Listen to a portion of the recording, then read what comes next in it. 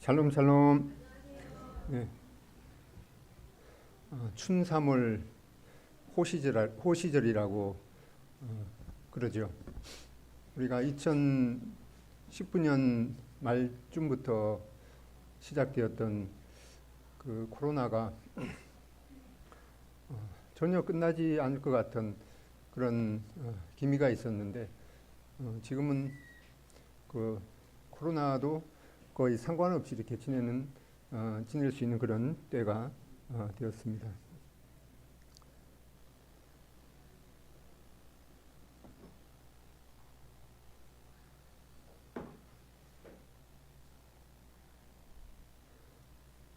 네, 오늘은 요한복음 17장에 나오는 주님의 그 고별 기도 내용을 살펴보겠습니다. 예수님은 이 아버지께 돌아가야 할 때가 이른 것을 아셨습니다. 그래서 제자들과 함께 마지막 유월제를 지내면서 제자들의 발을 씻겨주시고 또 주님의 몸과 피를 제자들에게 나누어 주시는 그런 만찬 예식을 우리가 방금 했듯이 그렇게 하셨습니다. 이러한 성찬 예식을 통해서 예수님의 죽음이 어떤 죽음이셨는지를 보여주시고 또 마지막 그 강화를 길게 말씀하셨습니다. 그러면서 그 마지막에 이제 눈을 들어서 하늘을 보시면서 이 요한복음 17장의 고별 기도를 올리셨습니다. 그 기도의 내용을 이제 우리가 살펴보겠습니다만은 첫 번째로 예수님의 자신을 위한 기도, 그리고 제자들을 위한 기도, 그리고 후대에 믿게 될 우리 그리스도인들을 위한 기도를 차례로 올리셨습니다. 오늘은 이 요한복음 17장 좀 길기는 하겠습니다만 이 요한복음 17장 전체를 통해서 주님께서 우리가 이 세상의 삶을 살면서 우리가 언젠가는 또 주님 앞에 가게 될 텐데 이 세상의 삶을 우리가 어떠한 모습으로 또 마무리해야 되는지 이 기도를 통해서 주님의 뜻을 분별하고 그 주님의 그 뜻을 우리 삶을 통해서 이루어 드리기를 원합니다. 요한복음 17장을 보겠습니다.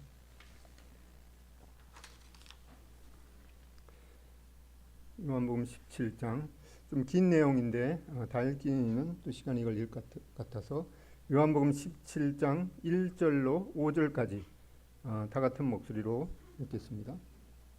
요한복음 17장 1절로 5절입니다. 시작 하시고 눈을 들어 하늘을 우러러 알았소. 아버지여 때가 이르렀사오니 아들을 영화롭게 하사 아들로 아버지를 영화롭게 하게 하옵소서. 아버지께서 아들에게 주신 모든 자에게 영생을 주게 하시려고 만민을 다리는 권세를 아들에게 주셨음이로소이다. 영생은 곧 유일하신 참 하나님과 그의 보내신 자 예수 그리스도를 아는 것이니이다. 아버지께서 내게 하라고 주신 일을 내가 이루어 아버지를 이 세상에서 영화롭게 하였사오니 아버지여 창세전에 내가 아버지와 함께 가졌던 영화로서 지금도 아버지와 함께 나를 영화롭게 하옵소서. 네, 그리고 20절부터 끝절까지 읽겠습니다. 20절부터 끝절. 여기는 좀 길어서 두 절씩 평소와 같이 나누어서 읽겠습니다. 20절부터 끝절입니다. 시작.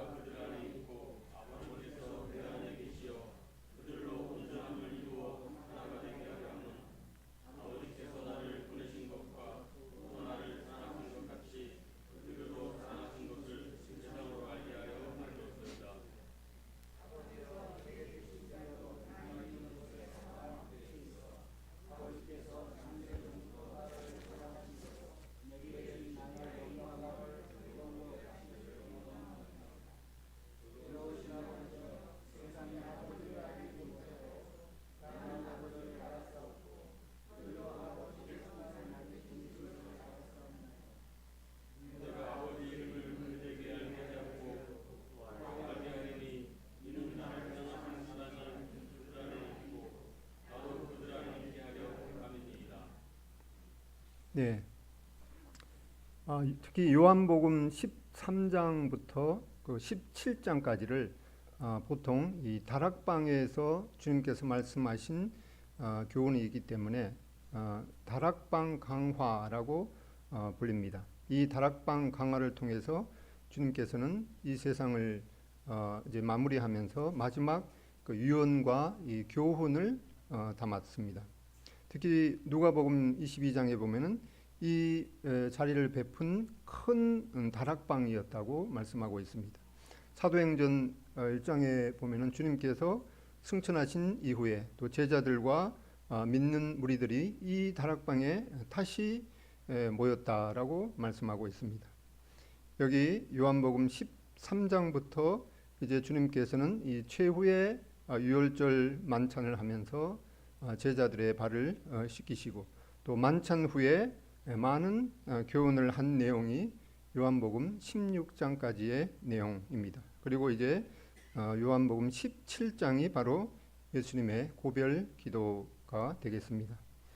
그리고 요한복음 17장 그 직전에 보면은 예수님께서 제자들에게 세상에서는 너희가 환난을 당하나 담대하라 내가 세상을 이겼노라 이렇게 말씀하셨습니다. 그리고 이제 17장에 이어지는 말씀이 예수께서 이 말씀을 하시고 눈을 들어 하늘을 우러러 이르시되라고 기도하는 내용입니다. 지금도 예루살렘에 가보면은 이 당시의 다락방을 복원해 놓았습니다. 여기 사진은 이 다락방으로 여겨지는 그 바깥 장면입니다. 이렇게 예수님께서는 다락방 강화 이 끝 부분에 요한복음 17장의 고별 기도를 하셨습니다. 그 고별 기도의 대체적인 내용을 보면은 세 부분으로 되어 있습니다. 예수님의 그 자신을 위한 기도, 그리고 예수님의 제자들을 위한 기도, 그리고 그 후에 모든 시대의 신자들, 즉 우리 같은 이 그리스도인들을 위한 기도를 하셨습니다.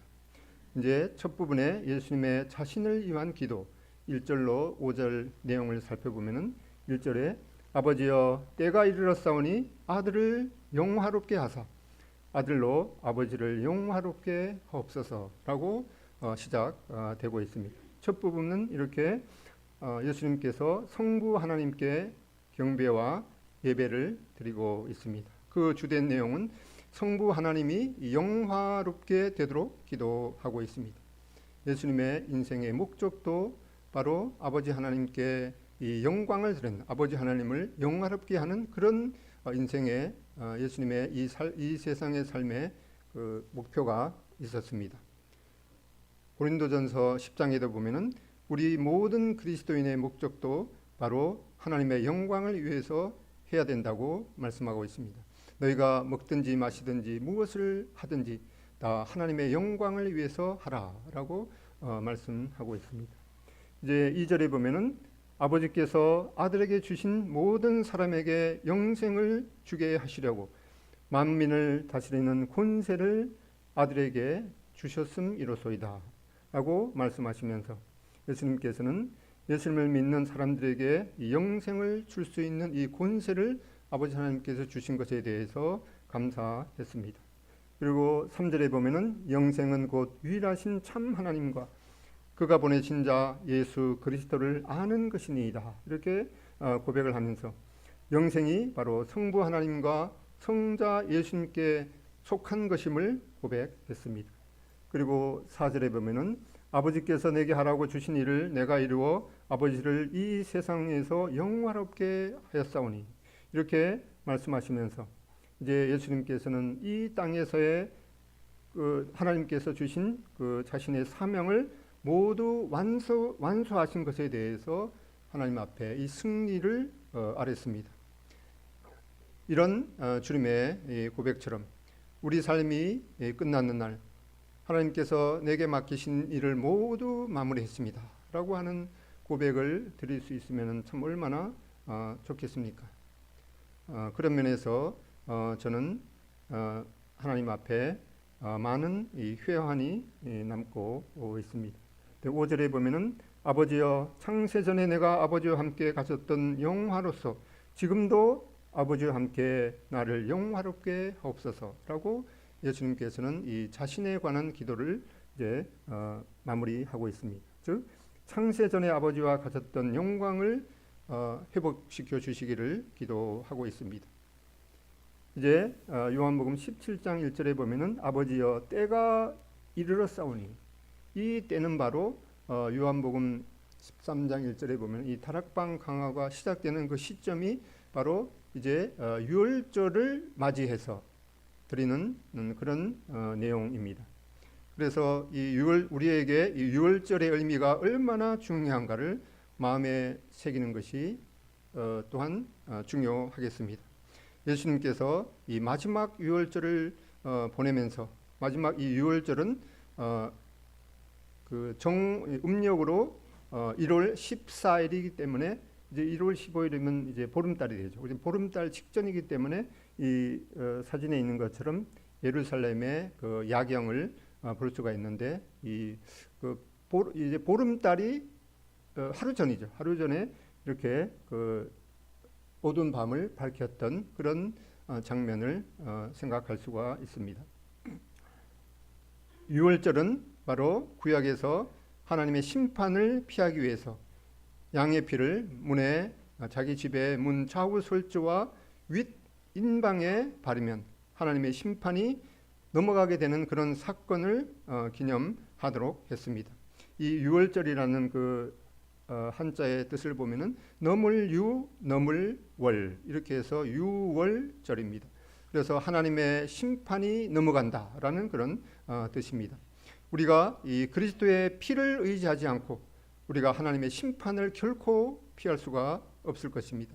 또한 이 그리스도의 피를 통해서 이 죄 사함을 받아야만 천국에 들어갈 수가 있습니다. 다른 길은 전혀 없다는 것을 보여주는 이 사건이었습니다. 출애굽기 12장 13절에 보면은 내가 애굽 땅을 칠 때 그 피가 너희의 거하는 집에 있어서 너희를 위하여 표적이 될지라. 내가 피를 볼 때 너희를 넘어가르니 재앙이 너희에게 내려 면하지 아니하리라. 이렇게 말씀하고 있습니다.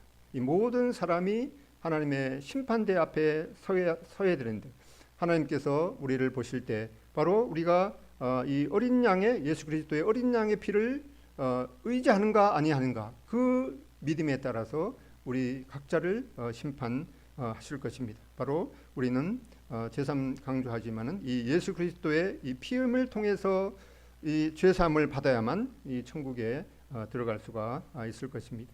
이 유월절 사건의 실제에 대해서 고린도전서 5장은 말씀하고 있습니다. 우리의 유월절 양 곧 그리스도께서 희생이 되셨느니라, 이렇게 선언하고 있습니다. 유월절 어린 양으로서 희생당하신 예수님에 대해서 요한복음 1장 29절에도 외치고 있습니다. 보라, 세상 죄를 지고 가는 하나님의 어린 양이로다. 나의 모든 죄를 지고 가는 하나님의 어린 양 예수 그리스도를 의지합니다. 나에게 죄사함을 주시려 십자가에서 돌아가신 주님을 붙잡습니다. 주님의 희생을 믿고 의지하는 자를 하나님의 자녀로 받아주시고 또 영생을 선물로 약속하셔서 감사를 드립니다. 이런 진실한 믿음의 고백을 하나님께서는 원하실 것입니다. 이제 이 기도를 통해서도 예수님은 누구신가라는 것을 우리가 분명히 살펴보고 지나갈 필요가 있겠습니다. 요한복음 17장 2절에도 보면은 아버지께서 아들에게 주신 모든 사람에게 영생을 주게 하시려고 만민을 다스리는 권세를 아들에게 주셨음이로소이다, 이렇게 말씀하고 있습니다. 즉 예수님께서는 이 만민에게 영생을 주시고 이 모든 우주 만물을 다스리는 권세를 가지신 놀라운 분이심을 살펴볼 수가 있습니다. 그리고 이제 17장 5절에도 보면은 아버지여 창세전에 내가 아버지와 함께 가졌던 영화로서 지금도 아버지와 함께 나를 영화롭게 하옵소서, 이렇게 말씀하고 있는데, 예수님께서는 이 창세전부터 이 모든 우주 만물이 시작되기도 전 이 창세전부터 성부 하나님과 함께 계시던 분이신 것을 우리가 이 말씀을 통해서 살펴볼 수가 있습니다. 그리고 이 놀라운 하나님의 말씀 요한복음 17장 3절에도 말씀하시듯이 영생은 곧 유일하신 참 하나님과 그가 보내신 예수 그리스도를 아는 것이니이다. 이렇게 고백을 하고 있습니다. 여기 그냥 안다는 것은 그냥 지식적인 아는 것이 아니라 이 경험적으로 아는 것을 말씀하고 있습니다. 즉, 이 지속적이고 친밀한 관계를 말씀하고 있습니다. 이렇게 유일하신 참 하나님과 예수 그리스도를 믿는 믿음을 통해서 우리는 이 천국문을 열 수가 있을 것입니다. 이렇게 요한복음 17장 3절에 예수님께서 이 사도 요한에게 말씀하셨는데 이 사도 요한은 나중에 요한일서 5장 20절에서 이 말씀을 더욱더 확실하게 말씀하고 있습니다. 요한일서 5장 20절에 보면은 또 아는 것은 하나님의 아들이 이르러 우리에게 지각을 주사 우리로 참된 자를 알게 하신 것과 또한 우리가 참된 자 곧 그의 아들 예수 그리스도 안에 있는 것이니 그는 즉 예수 그리스도는 참 하나님이시요 영생이시라 이렇게 말씀하고 있습니다. 예수님 자신이 참 하나님이시고 예수님 자신이 곧 영생이시다 이렇게 말씀하고 있습니다. 이제 그 기도 내용의 두 번째 부분을 보면은 예수님의 이 제자들을 위한 기도 내용을 볼 수가 있습니다. 첫 번째로 제자들이 하나님의 말씀을 믿고 지킨 것에 대해서 하나님 앞에 아뢰고 있습니다. 요한복음 17장 6절에 보면은 그들은 아버지의 말씀을 지키었나이다라고 고백하고 있습니다. 두 번째로 제자들을 지켜주시고 이 하나가 되도록 기도하셨습니다. 17장 11절에 보면은 그들을 보존하사, 이 보존한다는 말은 지켜주신다는 거죠. 그들을 보존하사 우리와 같이 그들도 하나가 되게 하옵소서라고 말씀하고 있습니다. 세 번째로 제자들이 이 기쁨이 충만하도록 기도하셨습니다. 17장 13절에 그들로 내 기쁨을 그들 안에 충만히 가지게 하려 함이니이다 라고 말씀하고 있습니다. 그리고 네 번째로 악한 자에게서 보호될 수 있도록 기도하셨습니다. 17장 15절에 다만 악에 빠지지 않게 보존하시기를 지켜주시기를 위함이니이다 라고 말씀하고 있습니다. 다섯 번째로 이 진리의 말씀으로 이 거룩해지도록 즉 이 모든 교회와 또 그리스도인들이 이 성화에 이르도록 기도하고 있습니다. 17장 17절에 보면은 그들을 진리로 거룩하게 하옵소서 아버지의 말씀은 진리니이다 이렇게 고백하고 있습니다. 그리고 여섯 번째로 제자들을 통해서 잃어버린 사람들이 계속해서 구원받도록 기도하고 있습니다. 17장 18절에 아버지께서 나를 세상에 보내신 것 같이 나도 그들을 세상에 보내었고 라고 말씀하시면서 예수님께서 이 땅에 오신 목적과 또 예수님께서 제자들을 세상에 보내신 것이 바로 사람들이 믿음을 통해서 구원을 받도록 그렇게 하셨습니다. 이제 세 번째 부분은 우리 모두를 포함한 미래의 모든 성도들을 위한 기도의 내용이 20절부터 끝절까지입니다.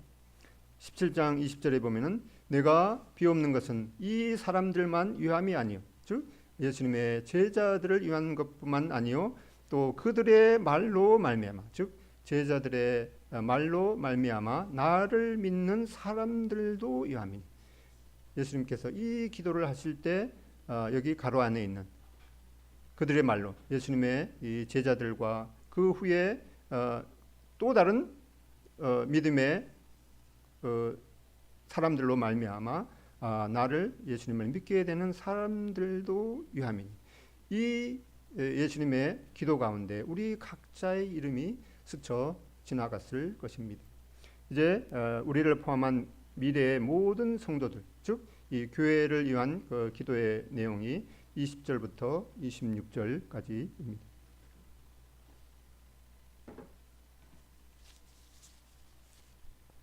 그 주된 내용을 살펴보면은 우리의 영적인 연합에 대해서 말씀하고 있습니다. 또 두 번째로 우리의 이 영원한 소망에 대해서 말씀하고 있습니다. 그리고 세 번째로 우리 상호 간의 이 사랑에 대해서 말씀하고 있습니다.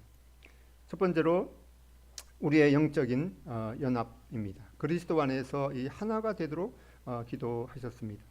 21절에 아버지여 아버지께서 내 안에 내가 아버지 안에 있는 것 같이 그들도 다 하나가 되어 우리 안에 있게 하사 세상으로 아버지께서 나를 보내신 것을 믿게 하옵소서. 이렇게 말씀하시므로 이 믿음 안에서의 연합을 말씀하고 있습니다. 또 22절에 내게 주신 영광을 내가 그들에게 주었사오니 이는 우리가 하나가 된 것 같이 그들도 하나가 되게 하려 함이니이다. 이렇게 말씀하시므로 이 영광 안에서의 연합을 말씀하고 있습니다.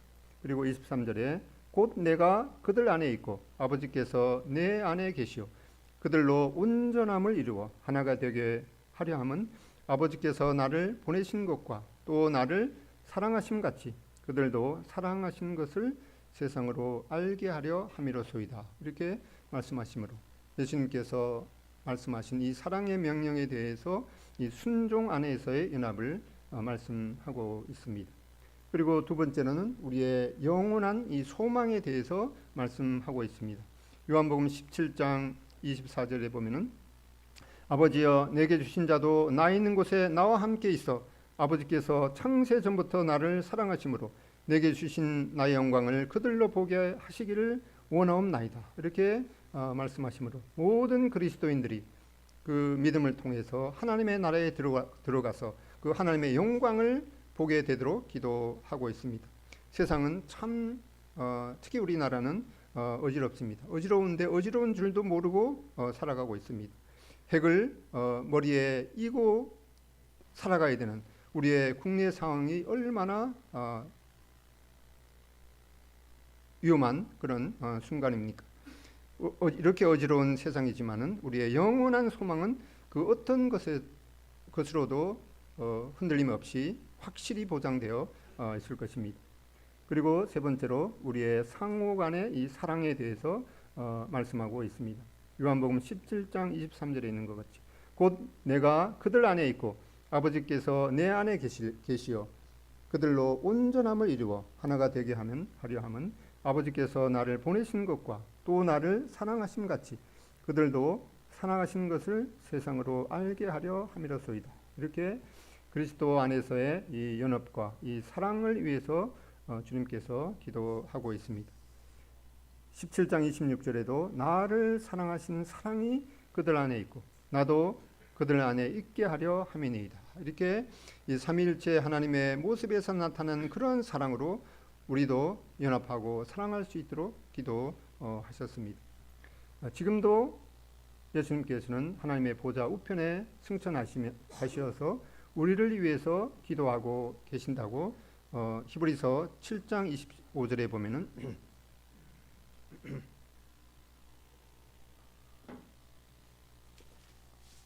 그러므로 자기를 힘입어 하나님께 나아가는 자들을 온전히 구원하실 수 있으니 이는 그가 항상 살아 계셔서 그들을 위하여 간구하심이라. 이렇게 말씀하고 있습니다. 예수님께서는 십자가에 죽음을 당하시고 3일 만에 부활하셔서 이 40일 동안 이 땅에서 믿는 자들에게 나타나시고 승천하셔서 지금까지 2000년 동안이나 우리 이 동수원 교회와 또 우리 각자를 위해서 기도하신다고 말씀하고 있습니다. 우리의 마음 상태와 상관없이 주님의 마음이 어떠한지를 집중하기를 원합니다. 요한일서 2장 1절에도 보면은 나의 자녀들아 내가 이것을 너희에게 쓰면 너희로 죄를 범하지 않게 하려 함이라. 만일 누가 죄를 범하여도 하나님 앞에서 우리에게 이 대언자가 있으니 곧 의로우신 예수 그리스도시라. 여기 대언자라는 말은 변호사라는 그런 뜻이기도 합니다. 예수님께서 요한복음에서 말씀하시는 이 또 다른 보혜사를 우리에게 보내실 것이다 라고 하는 이 보혜사, 보호하시고 은혜를 베푸시고 가르치시는 그런 이 보혜사와 똑같은 단어로 여기 대언자가 예수님께서 우리의 대언자, 이 변호사가 되어 주신다 이렇게 말씀하고 있습니다. 골로새서 3장 13절에 보면은 누가 누구에게 불만이 있거든 서로 용납하여 피차 용서하되 주께서 너희를 용서하신 것 같이 너희도 그리하고.